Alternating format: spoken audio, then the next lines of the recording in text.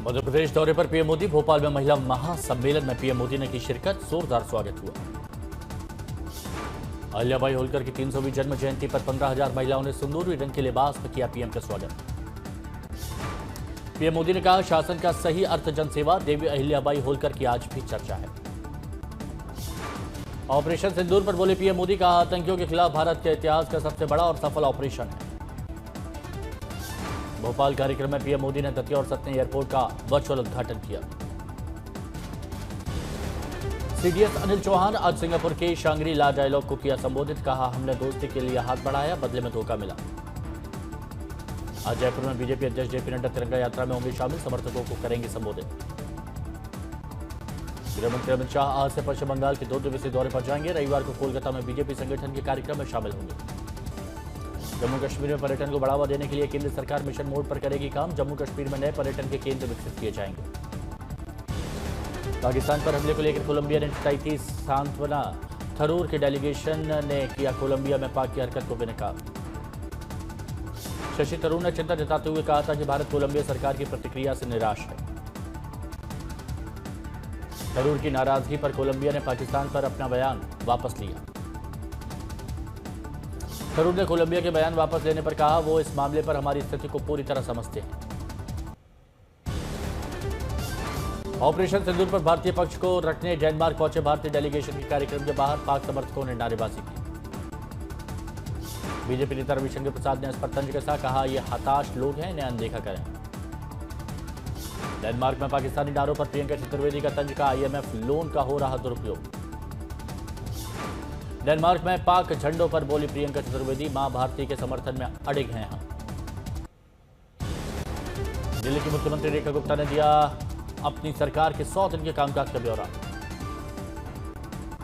CM Rekha Gupta ने operation सिंदूर के लिए भारतीय सेना के शौर्य को प्रणाम किया। सीएम रेखा गुप्ता का पुरानी सरकार पर वार। कहा, यमुना के लिए केंद्र सरकार ने करोड़ों का बजट दिया, लेकिन नहीं हुई सफाई। पोयम का नाम रखा मैं भी सिंदूर हूँ। वाह।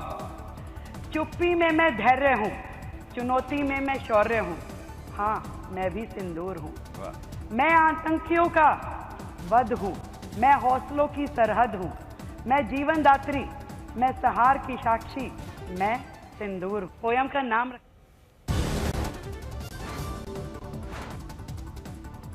आज पाकिस्तान से सटे राज्य जम्मू कश्मीर, पंजाब, राजस्थान, गुजरात, हरियाणा और चंडीगढ़ में होगी मॉक ड्रिल। सीमा पर सुरक्षा इंतजामों का जायजा। आज शाम 5 बजे से शुरू होगी मॉक ड्रिल की प्रक्रिया। इस ड्रिल में स्थानीय प्रशासन और सेना के साथ में शामिल होंगे लोग। स्थानीय प्रशासन के अलावा NCC, NSS, NYKS, Bharat scout guides के युवाओं को भी शामिल किया जाएगा।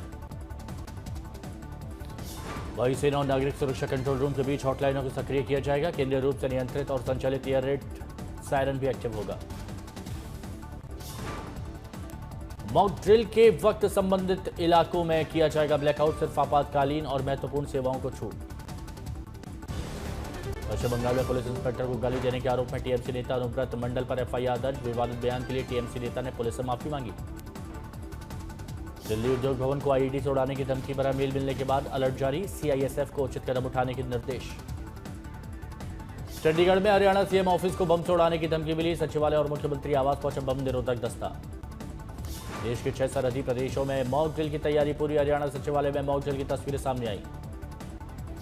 आगरा में ताजमहल की सुरक्षा अब और हाईटेक की गई। दशहरा घाट क्षेत्र में एंटी ड्रोन सिस्टम से की गई मॉक ड्रिल की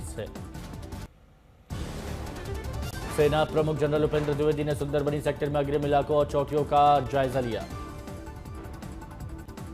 झारखंड सरकार ने 16वें वित्त आयोग से 3.03 लाख करोड़ रुपए की वित्तीय सहायता मांगी। आईएसआई से संबंध मामले में खुलासा। जासूसी मामले में कासिम के भाई हसीम की गिरफ्तारी। पाकिस्तान से रिश्ते के शक में कल हुई थी कासिम की गिरफ्तारी। गिरिराज सिंह का कांग्रेस पर वार। कहा, कांग्रेस पाकिस्तान की भाषा बोल रहा है, पीएम मोदी से नहीं, पाकिस्तान के पीएम से मांगे सबूत। उत्तर सिक्किम में भूस्खलन से जनजीवन प्रभावित, तबाही की तस्वीरें भी आईं। उधमपुर में जमकर बरसे बादल, शहर में बारिश की तस्वीरें सामने आई। सुबह सुबह जमकर बरसे श्रीनगर में बादल, तापमान में आई गिरावट। हेमकुंड साहिब में हुई ताजा बर्फबारी, हर तरफ बिछी बर्फ की सफेद चादर दिखा अद्भुत नजारा। बेंगलुरु में भारी बारिश के कारण हुआ भूस्खलन, परिवार के 5 लोगों के मलबे में दबने की खबर।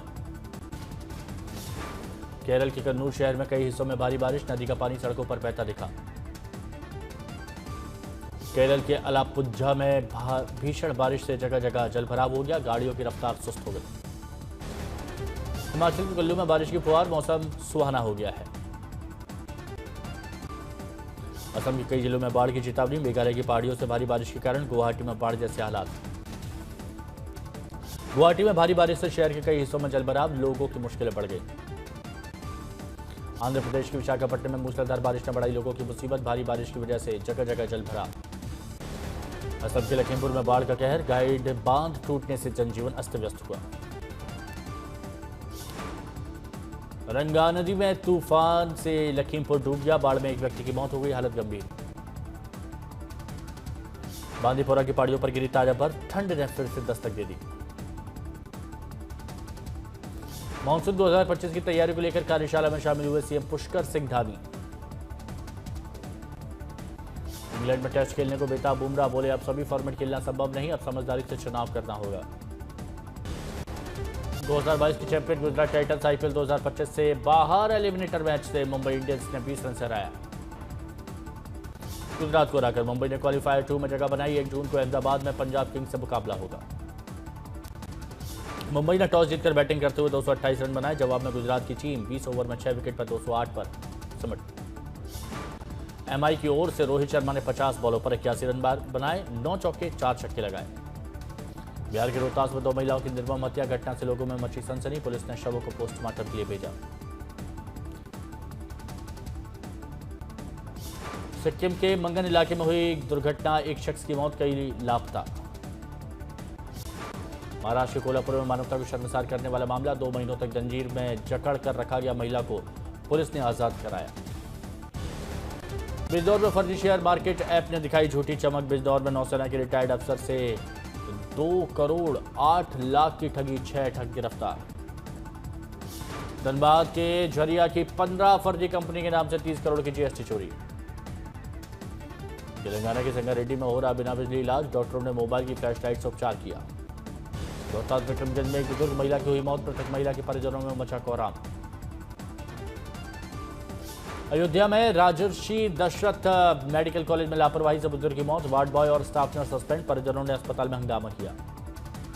मुजफ्फरपुर में युवक की गोली मारकर हत्या, मृतक पर थे कई आपराधिक केस, महिला के मकान में किराए से रह रहा था अजीत राय। यूपी के मथुरा नगर में रिहायशी इमारत में एसी कंप्रेसर फटने से भीषण आग, दहशत में आई। अंकिता भंडारी मर्डर केस में तीनों दोषियों को आजीवन कारावास, 50,000 का जुर्माना भी लगा। अंकिता भंडारी हत्याकांड मामले में तीनों दोषियों को आजीवन कारावास पर परिजनों ने नाराजगी जताई, हाईकोर्ट जाने का ऐलान किया। सब्जी बेचने वाला बना वर्ल्ड क्लॉक निर्माता, रामलला को दूसरी बार भेंट की घड़ी। गांधीनगर में भारतीय सेना, एनडीआरएफ और एसडीआरएफ द्वारा संयुक्त एचएडीआर अभ्यास, प्राकृतिक आपदाओं बाढ़ की स्थिति में एजेंसियों के सहयोग को मजबूत करना है उद्देश्य। नीट पीजी परीक्षा पर सुप्रीम कोर्ट का बड़ा आदेश, सुप्रीम कोर्ट ने नीट पीजी परीक्षा एक ही शिफ्ट में करने का आदेश दिया। हैदराबाद में आयोजित मिस वर्ल्ड ब्यूटी पेजेंट 2025 का ग्रैंड फिनाले, भारत की ओर से नंदिनी गुप्ता कर रही है प्रतिनिधित्व। जैसे कि मैं सो रहा हूँ तो पिताजी को जगाना है मुझे, तो वो डायरेक्ट उठाने के बजाय, और हिंसा की परंपरा मेरे यहाँ नहीं थी सौभाग्य से, तो वो क्या करते थे कि उस कमरे में आ जाएंगे या बाहर से गुजरेंगे और चौपाई बोलेंगे, प्रात काल उठ गए रघुनाथा मात पिता गुरु नावई माता। कभी कभी मैं गुस्से में उठ करके अरे पापा चरण स्पर्श किया और सो गया, मैंने कहा अब मत उठाना।